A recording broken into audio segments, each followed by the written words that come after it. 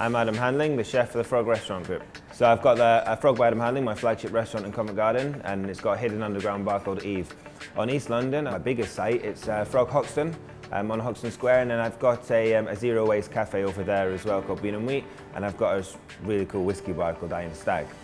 Now that we have lots of sites and it's not just one little one, food safety is ridiculously crazy. I think it's quite a modern company. We're very high tech. Every single department and every single one of my outlets all have an iPad on the walls, and they basically control all food safety, all health and safety, all food allergens. Each head of department from that area is fundamentally responsible for their own department.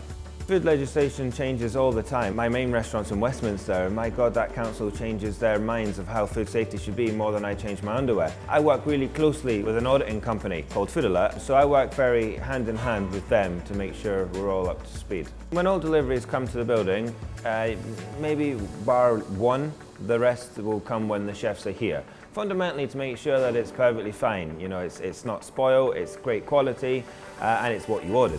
Every product can be stored a different way to make it last longer. For instance, all herbs that come in, remove it from its plastic, wrap it in a damp J-cloth, roll it up lovely, and just have it sitting there. Fish break down immediately and chill down fast.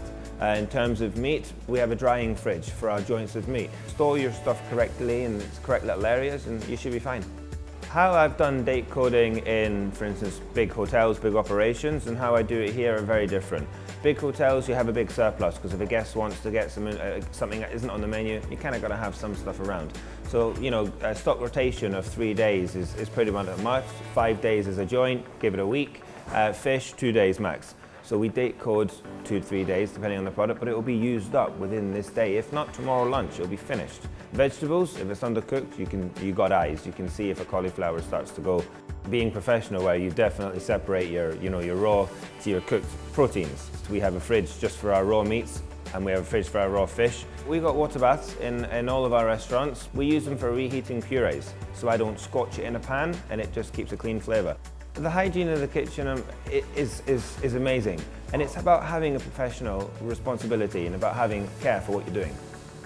We have respect for what we're doing. We buy in whole vegetables, whole cuts of meat, whole everything, and you're going to have yield from there. The cauliflower leaves on the cauliflower, what do you do with them? You can't really cook with them.